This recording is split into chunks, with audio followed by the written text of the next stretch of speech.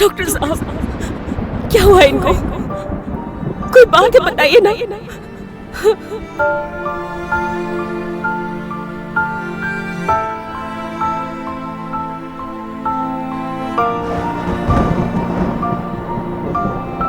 हे प्रभु, हे ईश्वर, हे भगवान, मैं इतने दिन से पूरे जीवन में तेरा व्रत रखती आ रही हूँ। हे प्रभु, इस समय मैं बहुत कष्ट में हूँ। आप आकर मेरे इन कष्टों को दूर करें भगवान।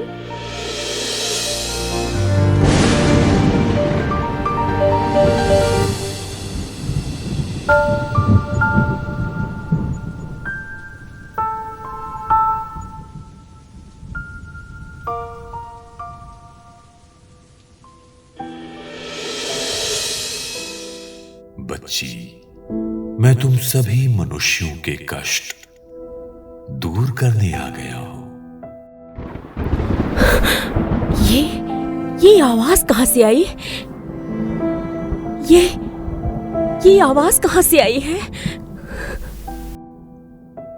बच्ची, मैं तुम्हारी पुकार सुनकर तुम्हारे दुख को दूर करने आ गया हूं। ये आवाज मैं किसकी सुन रही हूँ? ऐसे शांति देने वाले बोल किसके हैं? आप कौन हैं? बच्ची, मैं तुम सबका परम प्रिय भगवान बोल रहा हूं, जिसको तुम मनुष्य बहुत समय से बुला रहे हो और मिलने की कामना करते हो। तुम सब मेरी रचना हो, परंतु तुम मुझे यथार्थ रूप से नहीं जानते कि मैं कौन हूं, मेरा रूप क्या है, और तुम मुझे कैसे प्राप्त कर सकते हो। मेरी खोज में तुमने बहुत पीड़ा और कष्ट सहन किया है। भगवान, ये मैं क्या सुन रही हूँ? क्या सच में भगवान आ गए? हाँ बच्ची, मैं भगवान ही बोल रहा हूं। हे ईश्वर, हे प्रभु, कृपा करे भगवान। आप अपना परिचय दे और मेरा मार्गदर्शन करे भगवान, मेरा मार्गदर्शन करे। हाँ बच्ची, मनुष्यों ने भिन्न भिन्न भाषाओं में मेरे भिन्न भिन्न नाम रख दिए हैं। तुम सब वास्तव में मुझे एक को ही अलग अलग नाम से पुकारते हो। हे भगवान, हे राम, हे प्रभु, हे ईश्वर, ओ गॉड, अल्लाह, खुदा। पर कोई मुझ परमात्मा को यथार्थ रीति से जानता नहीं है। मनुष्यों ने और भी बहुत से नाम रखे हैं, रुद्र, विश्वनाथ, सोमनाथ, महादेव, परंतु मेरा एक ही नाम शिव है। मुझे सदैव शिव ही कहते हैं। मेरा नाम कभी बदलता नहीं है। मनुष्य आत्मा का नाम बदलता रहता है, क्योंकि मनुष्य पुनर्जन्म में आते रहते हैं। मेरी महिमा में तुम गाते हो एक ओंकार सतनाम, अजूनी, अभोक्ता, अकाया, अकर्मा, अर्थात मैं किसी भी कर्म बंधन में नहीं आता हूं। अजोनी, मैं जन्म मरण में नहीं आता हूं। अभोक्ता हूं, अर्थात मैं इन 5 तत्वों का कोई भोग नहीं करता हूं। अकाया अर्थात जिसका कोई आकार न हो। मैं अकाल मूर्त, कालों का काल, महाकाल भी मैं ही हूं। मुझे काल खा नहीं सकता। मैं सभी को मुक्ति का रास्ता बताता हूं। मैं ही इस सृष्टि का रचयिता हूं। कौन? सृष्टि का रचयिता? भगवान? पर कहां? मुझे तो कोई दिखाई नहीं पड़ रहा है। हां, तुम मुझे और मेरे सत्य रूप को नहीं जानती हो।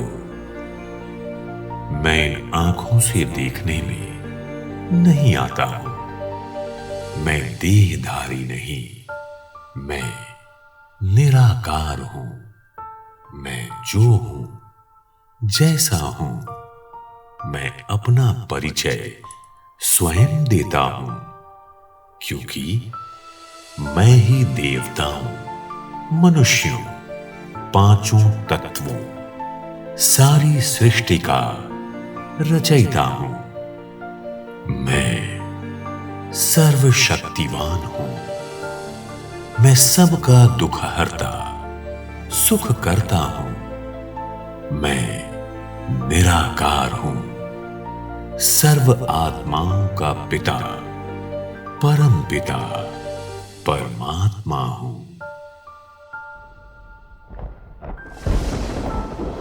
आत्माओं का बाप? निराकार? मैं समझ नहीं पा रही हूं प्रभु, मुझे समझाओ। बच्ची, तुम्हारा यथार्थ स्वरूप आत्मा है, ये भौतिक शरीर नहीं। और आत्मा निराकार है, एक बिंदु प्रकाश पुंज के समान। आत्मा भौतिक शरीर को चलाने वाली ऊर्जा, एक चैतन्य शक्ति है। जितने मनुष्य हैं, उतनी आत्माएं हैं। मनुष्यों के भौतिक शरीर इन आंखों से देखने में आते हैं, पर आत्मा को इन आंखों से देखा नहीं जा सकता है। आत्मा को केवल दिव्य दृष्टि द्वारा ही देखा जा सकता है। मनुष्यों के रंग रूप भिन्न भिन्न हैं, परंतु आत्माएं भिन्न भिन्न नहीं, सब एक जैसी ही हैं। सिर्फ हर आत्मा की भूमिका भिन्न भिन्न है। जैसे मनुष्य छोटे बड़े होते हैं, वैसे आत्मा छोटी बड़ी नहीं होती है।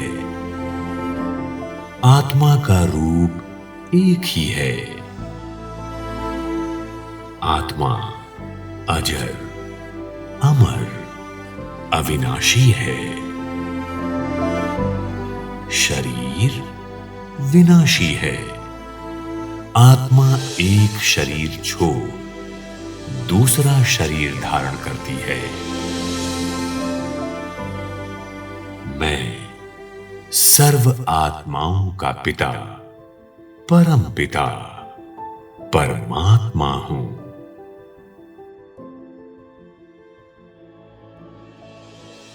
आत्मा और परमात्मा का रूप एक जैसा ही है। जैसे आत्मा बिंदी, वैसे मैं परमात्मा भी बिंदु के समान अति सूक्ष्म प्रकाश पुंज निराकार हूं। तुम भक्ति में मेरी ज्योतिर्बिंदु रूप की यादगार शिवलिंग बनाकर पूजा करते हो। बच्ची, आप सभी मेरी ही संतान हो। आप मेरे ही घर से यहां आए हो। इस सूर्य और सितारों से दूर। ये फरिश्तों का सूक्ष्म लोक है। इससे भी दूर एक अन्य लोक है,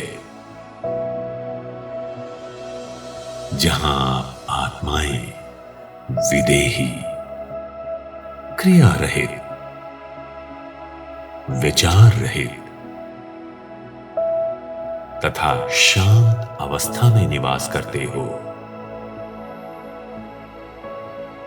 ये लोक मुझ परमात्मा और आप आत्माओं का लोक है, जिसे आप सब ब्रह्मलोक, परम धाम, निर्वाण धाम, शांति धाम आदि नामों से जानते आए हो। आप सभी आत्माएं पृथ्वी पर इसी लोक से गए हो। ये लोक आत्माओं का प्यारा घर है। ये पृथ्वी एक रंगमंच है, जहां आत्माएं देह रूपी वस्त्र को धारण कर अपनी अपनी भूमिकाएं निभाते रहते हैं।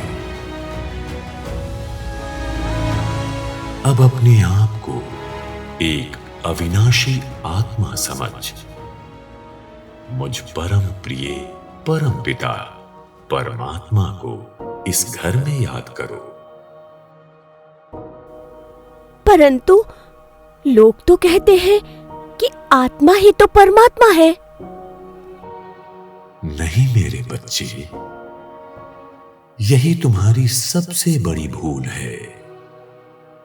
तुम सब आत्माएं तो मुझ परमात्मा की संतान हो। परमात्मा एक है, फिर तुम अपने आप को परमात्मा कैसे कहला सकते हो? शरीरधारी को भगवान नहीं कहा जाता, मनुष्य कहा जाता है। मनुष्य को भगवान मानने से ही तुम सब नासमझ बन गए हो। मैं तो पुनर्जन्म में नहीं आता हूं। बाकी तो सब मनुष्य आत्माएं जन्म मरण के चक्र में आने वाली हैं। आत्मा सो परमात्मा, ये कहना अज्ञानता की निशानी है। अपने को भगवान कहना परमात्मा की ग्लानि है। जब भी तुम मुझे याद करते हो तो तुम्हारी बुद्धि ऊपर चली जाती है। जब जब कलयुग के अंत में सृष्टि पर धर्म की अति ग्लानि हो जाती है, तो मैं अधर्म का विनाश कर सत धर्म की स्थापना करने इस धरा पर आता हूं। हे प्रभु, परंतु आप तो सर्वव्यापी हैं। बच्ची, अगर मैं सर्वव्यापी हूं तो तीर्थों पर, मंदिरों में, धार्मिक स्थलों पर जाने की क्या आवश्यकता है? तुम सब यज्ञ, जप, तप आदि करते हो। समझते हो यही परमात्मा से मिलने का रास्ता है। अगर मैं सर्वव्यापी हूं तो मुझे पाने के लिए यज्ञ, जप, तप क्यों करते हो? मैं हरेक में नहीं, मेरी याद हरेक में व्याप्त है, क्योंकि मैं ही सब आत्माओं का पिता हूं। तुम सब कहते हो कि मैं कण कण में व्याप्त हूं। नहीं नहीं बच्चे, कण कण मेरी रचना है। अपने पिता को सर्वव्यापी कहना एक बहुत बड़ी भूल है। हे परमपिता, मैं आपको किस नाम से संबोधित कर सकती हूँ? बच्ची, मुझे सभी प्यार से शिव बाबा कहकर बुलाते हैं। तुम बाबा कह सकती हो। बाबा? प्यारे बाबा, आपके कर्तव्य क्या है? यदा यदा हि धर्मस्य ग्लानिर्भवति भारत अभ्युत्थानं धर्मस्य तदात्मानं सृजाम्यहम्। मैं पतित सृष्टि को संपूर्ण पावन बनाता हूं। जब मनुष्य आत्माएं दुर्गति को प्राप्त हो जाती हैं, तब मैं आकर सद्गति कर मुक्ति और जीवन मुक्ति का मार्ग बताता हूं। मुझे भोला भंडारी शिव भी कहते हैं, अर्थात भंडारा भरपूर करने वाला। पवित्रता सुख शांति का भंडारा भरपूर करने में आता हूं। कलयुग के अंत में जब धर्म की अति ग्लानि होती है, तब मेरा अलौकिक दिव्य जन्म भारत में होता है, जिसे तुम सब शिव जयंती, शिवरात्रि के रूप में भी मनाते हो। परंतु मेरा जन्म किसी माता के गर्भ से नहीं होता। मैं तो कालों का काल महाकाल प्रकृति को अधीन कर अवतरित होता हूं और नई सृष्टि की रचना कर वापस अपने धाम चला जाता हूं। बच्ची, अब परिवर्तन का समय आ चुका है। यही समय है जब सब मुझसे मिल सकते हैं। इसको ही पुरुषोत्तम संगम युग कहा गया है। संगम अर्थात कलयुग और सतयुग का संगम। इस संगम युग की आयु बहुत छोटी है। ये बहुत शुभ मंगलकारी समय है। बच्ची, अभी मैं अवतरित होकर राजयोग सिखा रहा हूं। जब आप धरती पर आ चुके हैं, तो हम सब इतने कष्ट में क्यों हैं प्रभु?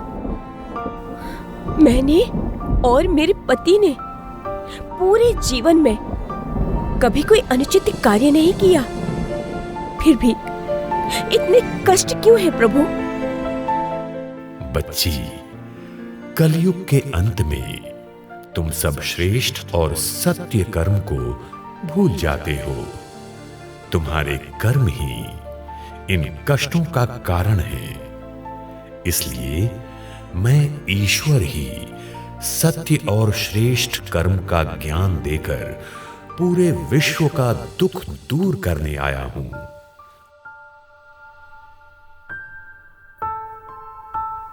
पर बाबा, इन कष्टों से छुटकारा कैसे पाऊं? हर मनुष्य अपने कर्मों के अनुसार ही सुख और दुख को प्राप्त करता है। कष्टों से मुक्त होने का एक ही साधन है, राजयोग। बाबा, ये राजयोग क्या है? बच्ची, मुझे याद करना ही राजयोग है। ये वही भारत का प्राचीन योग है जिसकी बहुत महिमा है। राजयोग से तुम्हारे जन्म जन्मांतर के पाप भस्म हो जाते हैं अपने को बिंदु रूप आत्मा समझ मुझ ज्योतिर्बिंदु परमात्मा को याद करना ही राजयोग है। राजयोग का अर्थ है याद। बुद्धि से परम पिता परमात्मा को याद करना।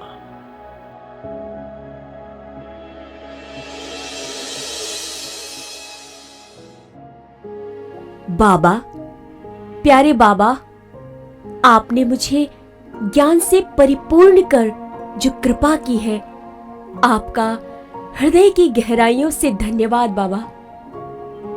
आपने मेरे जीवन की सभी दुविधाओं को दूर कर दिया बाबा। मैं नित्य अपने अविनाशी आत्मिक स्वरूप में स्थित होकर आपको याद कर अपना जीवन दिव्य बनाऊंगी बाबा। आपका बहुत बहुत आभार मेरे बाबा। अच्छा बच्ची, हम फिर मिलेंगे।